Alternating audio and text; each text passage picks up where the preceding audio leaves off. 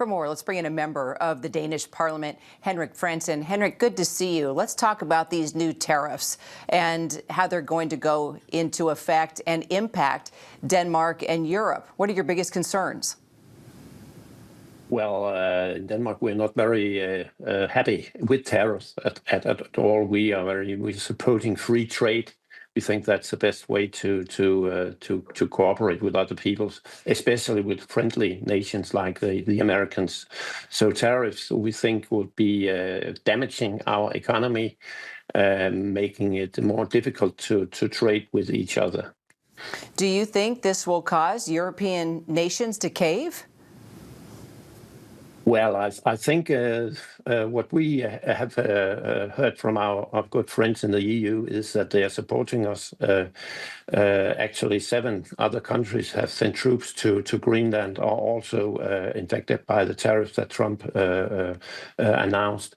But we stand together in the EU, and I think that's very important.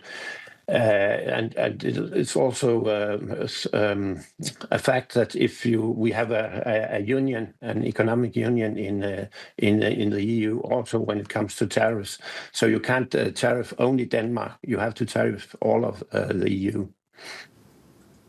Well, as you know, the situation seems to be very personal for Donald Trump. In a letter addressed to Norway's prime minister, he actually wrote, "Considering your country decided not to give me the Nobel Peace Prize for having stopped 8 wars, plus I no longer feel an obligation to think purely of peace."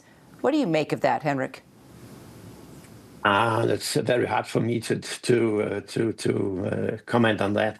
I think Trump is a very skilled person who is very eager to make a lot of new policy, and it is true he has stopped some wars.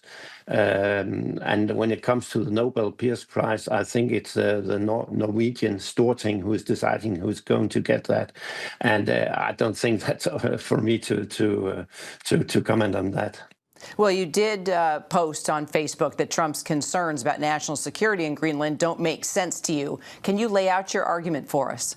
I think what's important to know about Greenland is that until a couple of years ago, it was what we would call a low tense area. But what we've seen since the Ukrainian war started is that the Russians are much more active. Some Chinese actions are also taking place, not in the surroundings of Greenland, but more in the other part of the Arctic. So there is a more.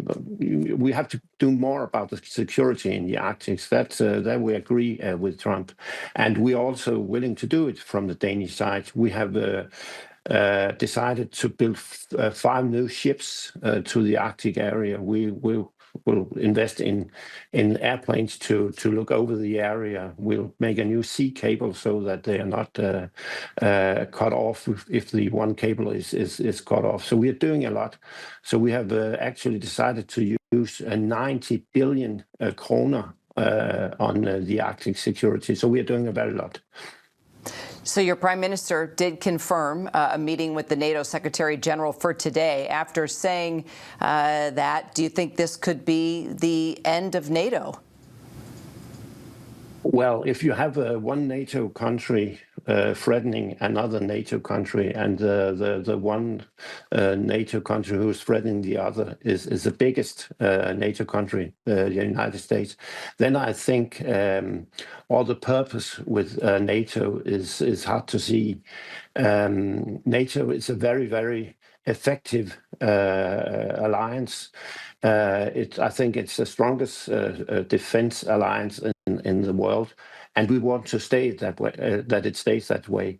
For us, it's not.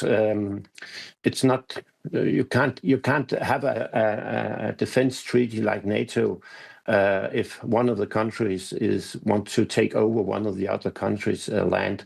So that's why our prime minister is saying that.